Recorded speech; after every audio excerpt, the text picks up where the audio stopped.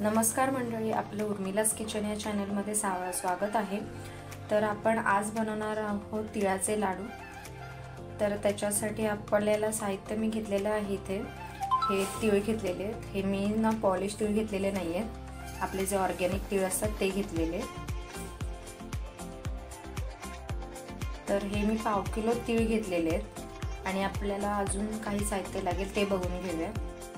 इथे मी शेंगदाण्याचा कूट केलेला आहे, एकदम बारीक नाही करायचा आहे, दरदरीत ठेवलाय मी की आपल्याला तिळाचे लाडू खाताना ना त्याची थोडं बाईट येईल, चावताना कुरकुरीत मध्ये लागतील। त्याच्यासाठी मी इथे तीळ हे घेतलेले शेंगदाणे अगदीच लो ह्याच्यावरती आपण बारीक करून घ्यायचे पटकन, जास्त त्याचं पीठ किंवा एकदम बारीक असं नाही करायचंय। इकडे मी 1/2 किलो गूळ घेतलेला आहे। हा चिक्कीचा गूळ नाहीये, हा ऑर्गॅनिक आपला जो गूळ असतो ना नॉर्मल, तो मी यूज करते। आणि अजून आपल्याला लागेल वेलची पावडर। इथे मी वेलची पावडर घेतलेली आहे। आता आपण ना गूळ वितळण्यापासून सुरू करूयात। मी ना गॅस चालू केलेला आहे। आता आपण गूळ विरघळून घेऊया। गूळ व्यवस्थित विरघळून घ्यायचा आहे। आता एका दिवसावर संक्रांत आलेली आहे, सगळ्यांकडे लगबग चालू असते लाडू करायची। तर मी इथे ना काही जणांना चिक्कीचा गूळ घेतात, पण मी नाही घेऊ शकतो चिक्कीचा गूळ। कधी कधी चिक्कीचा गूळ चांगला मिळत नाही, त्याच्यामुळे ना तो खूपच चिकट आणि खूप कडक होतो नंतर लाडू। त्याच्यामुळे मी हा ऑर्गॅनिक गूळ घेतलेला आहे। इथे गूळ ना व्यवस्थित विरघळून घ्यायचा आहे। एकदम फास्ट गॅसवरती गूळ विरघळवायचा नाहीये, अजिबात फास्ट नाही करायचा आहे गॅस, नाही तो गूळ ना वितळत जाईल तसा तो फटाफट वितळेल, पण विरघळल्यावरती तो लगेच करपतो, मग खालून लागायला चालू होतो तो। त्याच्यामुळे आपल्याला फास्ट गॅस नाही ठेवायचा आहे। तर हा व्यवस्थित विरघळून घ्यायचा आहे गूळ। आता तुम्ही बघू शकता विरघळतोय तो, कढई आता आपली व्यवस्थित तापली आहे, त्याच्यामुळे तो पटापट गूळ विरघळतोय।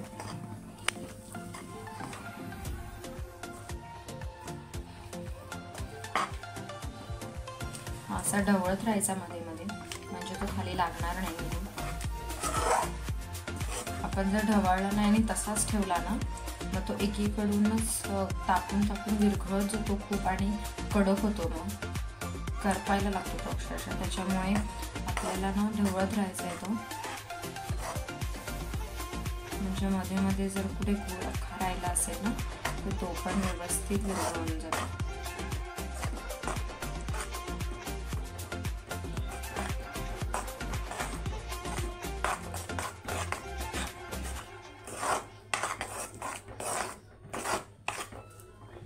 आता अजून थोडा वेळ गूळ जरासा परतून घेऊ आपण, जास्त नाही भाजायचं आहे आपल्याला। ह्याचा पाक वगैरे काही करायचा नाहीये, फक्त नॉर्मली थोडासा अजून विरघळून घ्यायचा आहे गूळ।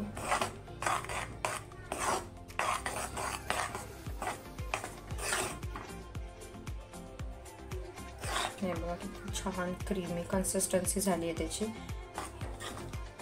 अजून 2-3 मिनिटं आपल्याला गूळ ना असाच परतवत राहायचा आहे।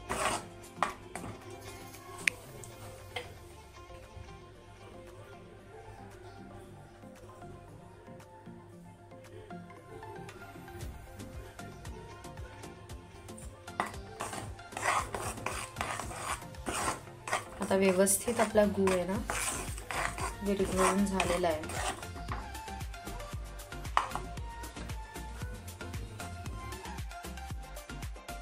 तर आता गूळ आहे ना व्यवस्थित गूळ विरघळून गेलेला आहे।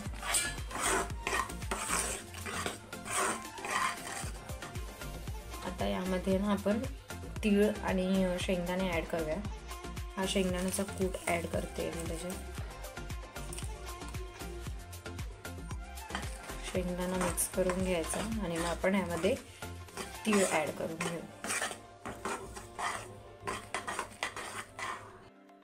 तर यामध्ये मी आता तीळ ऍड करते।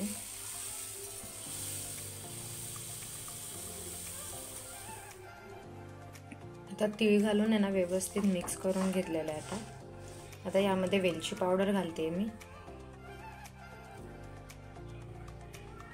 आता ते पण व्यवस्थित मिक्स करून घेऊया वेलची पावडर। तर आपण हे ना व्यवस्थित मिक्स करून घेतलेलं आहे। आता हे आपण एका मोठ्या भांड्यामध्ये काढून घेऊया आणि जरा कोमट झालं ना की ह्याचे गोळे आपण लाडू वळायला चालू करूया.